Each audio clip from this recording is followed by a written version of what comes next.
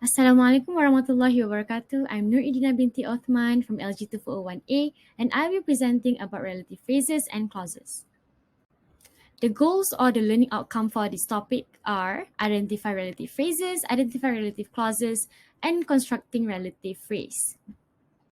First, let's talk about the definition.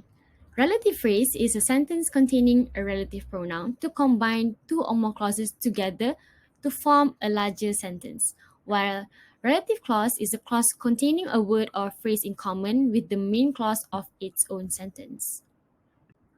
First, let's talk about the relative pronouns that we'll be discussing in this topic.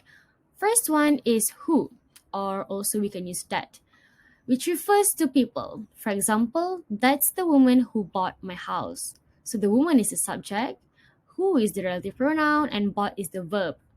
Next one is whose, which refers to possession. For example, the mother whose child is missing is very sad. So, which child? Whose child? The mother's child. Okay, is the one missing, which is why the mother is very sad. Next one is which or that, which refers to objects. For example, the horse which Mary is riding is very friendly and beautiful, which there describes the horse, which is the object. Next is when, which refers to moment in time. For example, I will never forget the day I graduated. So when the day when I graduated, I'm sorry. So when there acts as a relative pronoun to refer to moment in time when I graduated. Lastly is where, which refers to a particular place. For example, we found the cafe where my family and I used to go. So, where there describes the cafe, the particular place that the subject used to go. Now, let's talk about how to recognize a relative clause. Let me remind that a relative clause is also called an adjective or adjectival clause. There are four steps to recognize a relative clause. The first one is to identify the subject and verb. Second step is to identify the relative pronoun, which we have just discussed just now. And the third step is after you have identified the subject, verb, and relative pronoun, it functions as an adjective, which answers the questions such as which one, what kind. The fourth step is then followed by either of these two patterns. The first pattern is relative pronoun or adverb plus subject plus verb. The second pattern is relative pronoun as the subject plus verb. There are four steps to put clauses together. The first one is to find the common noun in both sentences. The second step is to determine the main clause and the relative clause between two sentences. And then replace the relative clause after the common noun in the main clause. The third step is to delete the common noun from the relative clause.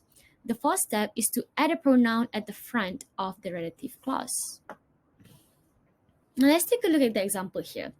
Clause 1, I'm excited to meet Jim's uncle. Clause 2, Jim's uncle is a lawyer. Now we find the common noun in both sentences, which is Jim's uncle. And then we construct and then put those clauses together and form a relative phrase. I'm excited to meet Jim's uncle, who, which is the fourth step, add a pronoun at the front of the relative clause, is a lawyer. So it becomes, I'm excited to meet Jim's uncle, who is a lawyer. There are two types of relative clause. The first one is defining relative clause, or also known as restrictive. The second one is the non-defining relative clause, which is also known as non-restrictive. Let's talk about restrictive first. Restrictive actually gives necessary information which identifies the noun. Let's take a look at the examples. The first sentence, all the students who have got bad marks won't succeed. If we actually do not add or we remove the relative clause who have got bad mark, then it becomes all students won't succeed. That sentence do not make any sense because they do not provide any information.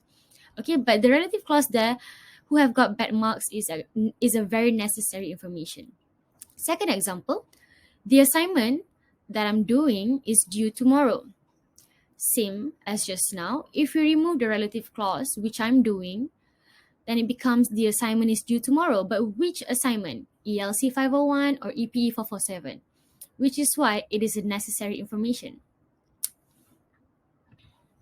Next, let's talk about the non-defining relative clause, non-restrictive. Okay, so it provides extra and interesting information. And we use commas. We do not use that. Instead, we use other pronouns. For instance, here, my grandfather, who is 75 years old, still enjoys jogging.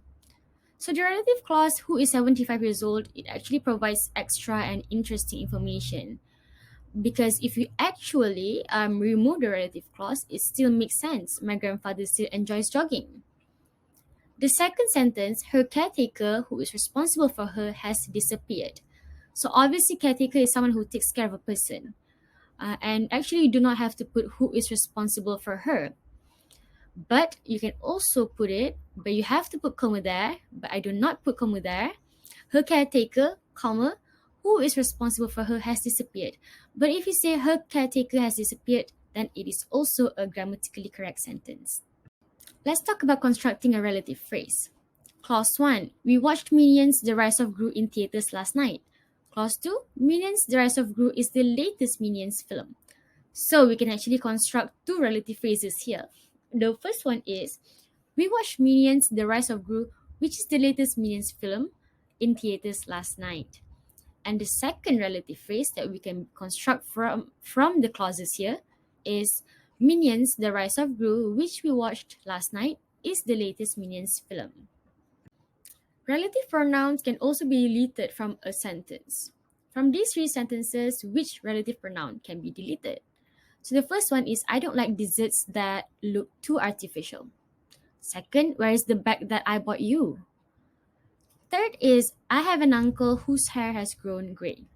The only sentence that you can actually delete the relative pronoun here is the second sentence, where is the bag I bought you?